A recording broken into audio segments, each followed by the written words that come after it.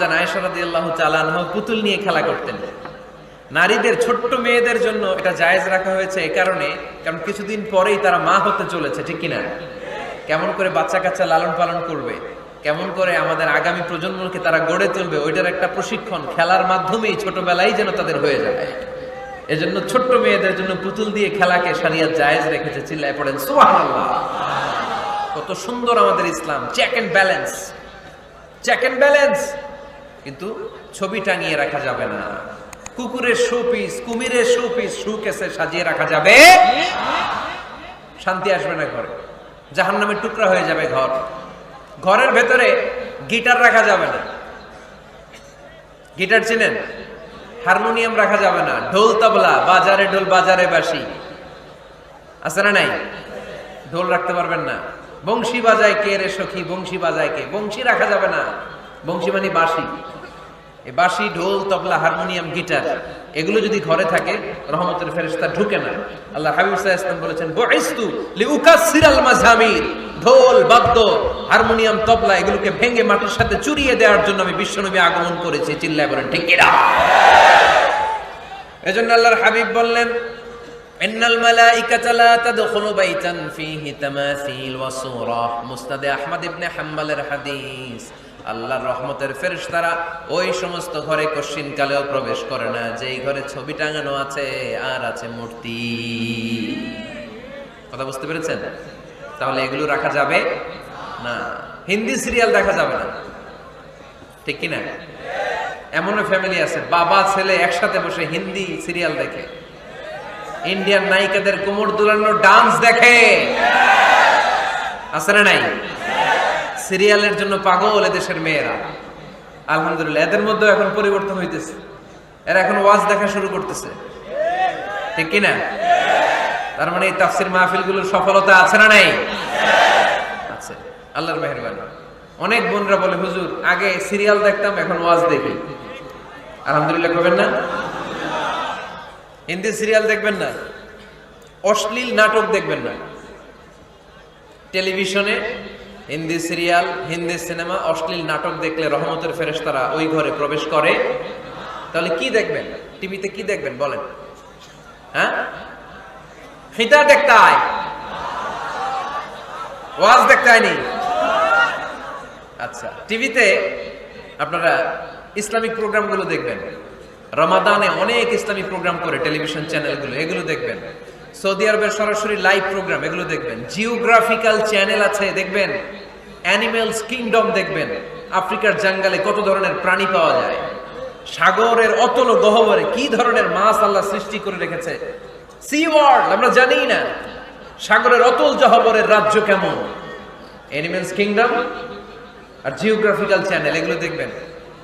Talk show দেখতে পারেন, news দেখতে পারেন। এমন প্রোগ্রামগুলো দেখেন যেগুলো শিক্ষণীয়, নিজেকে জ্ঞানী ও আলোকিত করে গড়ে তুলতে সহায়তা করে, এমন প্রোগ্রামগুলো দেখবেন। আওয়াজ করে বলেন ঠিক কিনা? এর বাইরে হিন্দি সিরিয়াল, নাচানাচি, রূপবানে নাচে কোমর দুলায়া, আছে না নাই? ফেরেশতারা বলবে তো করে পিটামু আমরা ঝুলায়া। এগুলো দেখা যাবে, তাহলেই শান্তি আসবে। তাহলে সালামের পরে 2 নাম্বার যে ফর্মুলা জানলাম, ছবি টাঙিয়ে রাখা যায় না, ঘরে মূর্তি, কুকুরের মূর্তি, শোপিস রাখা যায় না, হিন্দি সিরিয়াল, অশ্লীল নাটক, গান বাজনা এগুলো ঘরে দেখা যাবে না। এগুলো দেখলে আল্লাহর রহমত ঘরের ভেতরে প্রবেশ করবে না। মনে থাকবে সবার? মনে থাকবে তো? আওয়াজ করে বলেন না ইনশাআল্লাহ। 3 নাম্বার, ঘরে মাঝে মাঝে নামাজ পড়বেন। ঘরে মাঝে মাঝে কি করবেন? সহিহ মুসলিমের হাদিস, আল্লাহ রাসূল সাল্লাল্লাহু আলাইহি ওয়াসাল্লাম বলেছেন তোমরা মসজিদে ফরজ নামাজের পরে ঘরের জন্য কিছু সুন্নাহ আর নফল নামাজ রেখে দিও। কারণ যারা সুন্নাহ আর নফল নামাজ ঘরে পড়ে আল্লাহ তাআলা তাদের ঘরটাকে বরকত দিয়ে পূর্ণ করে দেয়। বৃষ্টি যদি হয়, কখনো বৃষ্টি, বাইরে প্রচন্ড বৃষ্টি, আপনি জামাত ধরার জন্য মসজিদে যেতে পারতেছেন না, তখন ঘরের সবাইরে নিয়ে আপনি জামাতের ইমাম হবেন। দরকার আছে না নাই? আপনি ইমাম, আপনার ছেলেরা পেছনে, মেয়েরা পেছনে, নারী পুরুষ একই কাতারে দাঁড়াতে পারে না, তো আপনি ইমাম, পেছনে আপনার ছেলেরা, এর পরের কাতারে আপনার মেয়েরা আর আপনার স্ত্রীরা। পারা যাবে না? ছেলে মেয়ে যদি না থাকে, হুজুর আমি আর সে টোনাটুনি সংসার, তাহলে টোনা দাঁড়াবে সামনে, টুনি দাঁড়াবে পেছনে, একসাথে দাঁড়ানো যাবে? আমি আর আজকে সভাপতি লিয়াকত ভাই দুইজনে মিলে যদি জামাত করি একসাথে দাঁড়ানো যাবে? আমি এদিকে, লিয়াকত ভাই আমার ডানে, ঠিক কিনা? কিন্তু টোনাটুনি যদি দাঁড়ায়, টোনা দাঁড়াবে সামনে, টুনি দাঁড়াবে বরাবর পিছনে। একসাথে ঘরে সালাত করলে ঘরটারে বরকতময় করে দেয় কে? কয়টা গেল?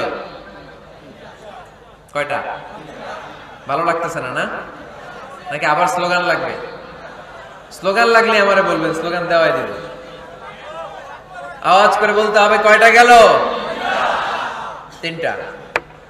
4 নাম্বার, ঘরে সুখ শান্তি সমৃদ্ধি ফিরিয়ে আনার 4 নাম্বার ফর্মুলা হচ্ছে একসাথে খাবার খান। কিভাবে খাবার খাবেন? একসাথে বসে খাবার খান। যদি একান্নবর্তী ফ্যামিলি হয়, ভাই বোন আত্মীয় স্বজন একসাথে, নারী পুরুষ দেখা দেয়া জায়েজ নাই, তখন ছেলেরা একসাথে খান। ছেলেদের পর্ব শেষ হলে মেয়েরা একসাথে খান। একসাথে খেলে খাবার শেয়ার করলে বরকত আছে না নাই? সামান্য একটু খাবার আপনি আপনার ছেলের পাতে তুলে দেন, আপনার ছেলে আপনার পাতে তুলে দেবে, বরকত বাড়ায় দিবে কে? একসাথে ইফতারি করবেন, আলাদা আলাদা ইফতারি করবেন না। একসাথে ইফতারি করলে বরকত দেয় কে? আল্লাহর হাবিব সাল্লাল্লাহু আলাইহি ওয়াসাল্লাম বলেন, কেউ যদি কাউকে ইফতারি করায় তাহলে রোজাদারের যত সওয়াব, যিনি ইফতারি করালো তারও তত সওয়াব। সাহাবারা বলেন, আমাদের তো এত সম্পদ নাই যে মানুষকে ইফতারি করাবো। আল্লাহর হাবিব সাল্লাল্লাহু আলাইহি ওয়াসাল্লাম বলেন, ওয়ালাউ বিতামরা, একটা খেজুর দিয়েও যদি করাও এই সওয়াব পাবা। ওয়ালাউ বিআফকাতি লাবান, এক ঢোক দুধ দিয়েও যদি করাও, ওয়ালাউ বিশারবাতি মা, এক ঢোক পানি দিয়েও যদি করাও এই সওয়াব পাবা। আপনি আপনার ভাই বোন একসাথে ইফতারি করতে বসেছেন, আপনার প্লেট থেকে একটা পেঁয়াজও আপনার ভাইয়ের প্লেটে দিবেন, ওই সওয়াব পাবে। আপনার ভাই একটা খেজুর আপনার প্লেটে দিবে, ওই সওয়াব পাবে। সুবহানাল্লাহ কইবেন না? তাহলে ঘরে সুখ শান্তি ফিরে আনার 4 নম্বর ফর্মুলা, একসাথে খাবার খান। একসাথে খাবার খেলে হৃদ্যতা বাড়ে, সম্পর্ক বাড়ে। খাবার শুরু করবেন বিসমিল্লাহির রহমানির রহিম দিয়ে। কি দিয়ে? কোন হাতে খাবেন? বা হাতে, তাই না? চিল্লায় বলেন, কোন হাতে? খাওয়ার শেষে পড়বেন আলহামদুলিল্লাহ। খাওয়ার পরে কি পড়বেন? খবরদার রান্নার বদনাম করবেন না কখনো। রান্নার বদনাম করেন নাকি? এটা ঝাল হইছে, ওইটা মজা হয় নাই, এটা টক হইছে, এটা লবণ হয় নাই, এরকম আছে না নাই? লবণ হয় নাই, বউরে তালাক দিছে, এরকম আছে না নাই? রান্না একটু ভালো হয় নাই, ঝাল হয়ে গেছে বেশি, বউরে মায়ের সুর, এরকম ডাকাইতে আছে না নাই? মা আবা রাসূলুল্লাহ সাল্লাল্লাহু আলাইহি ওয়াসাল্লাম তুআমান ক্বাত্তু, আল্লাহর হাবিব সাল্লাল্লাহু আলাইহি ওয়াসাল্লাম কখনো কোনো রান্নার বদনাম করতেন না। ইনিশতাহাহু আকালাহু, বুখারীর বর্ণনা। ভাল লাগলে খেতেন, ভাল লাগতেছে আরো খেতেন, আরো খেতেন। ওয়া ইন কারিহাহু তারাকা, ভালো না লাগলে রেখে দিতেন, ওর দিকে তাকাইতেন না। কিন্তু কখনো বলেন নাই লবণ হয় নাই, কখনো বলেন নাই ঝাল বেশি হয়েছে, কখনো বলেন নাই রান্নাটা মজা হয় নাই। সুবহানাল্লাহ পড়বেন না? কি রাসূল ছিলেন আমার। এজন্য রান্নার বদনাম করবেন না, একসাথে মিলেমিশে খান, বরকত বাড়ায় দিবে কে? আল্লাহ। 4টা গেল। 5 নাম্বার, ঘরে কোরআন তেলাওয়াত করুন। কি তেলাওয়াত?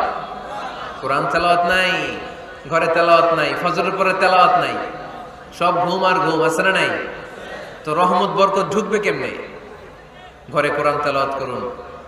হাজবেন্ড তার ওয়াইফকে কোরআন তেলাওয়াত শোনাবে, ওয়াইফ তার হাজবেন্ডকে শোনাবে, বাবা তার সন্তানকে শোনাবেন, সন্তান বাবাকে শোনাবেন।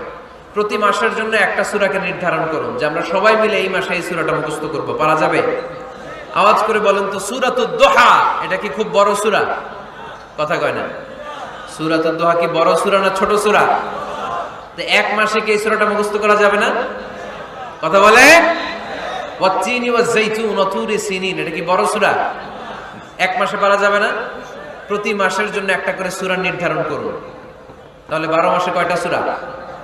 আওয়াজ করে বলতে হবে, 12টা সূরা। প্রতি মাসে একটা। আজকে তো 31st নাইট না?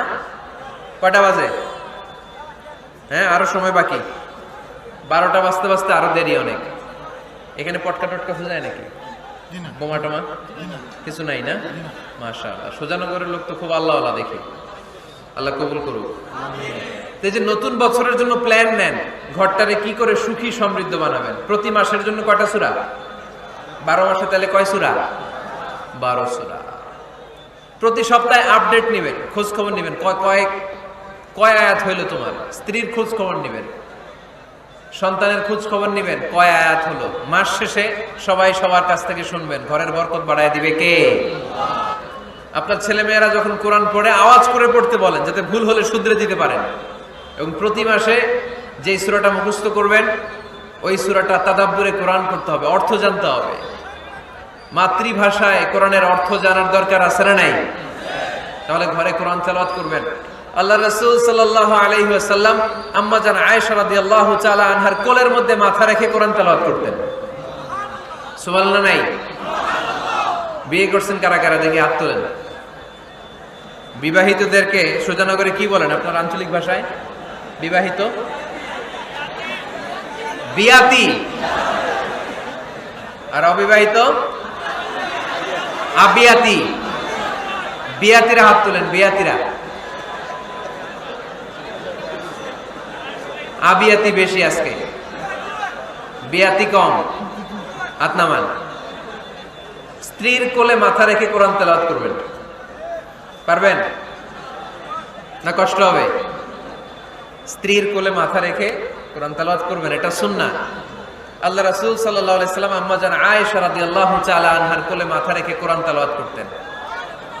আম্মা জান আয়েশা রাদিয়াল্লাহু তাআলা আনহা বলেন, কানা রাসূলুল্লাহ সাল্লাল্লাহু আলাইহি ওয়াসাল্লাম ইয়াকরাউল কুরআন ওয়া রাসুহু ফি হাজরি ওয়া আনা হায়েদ।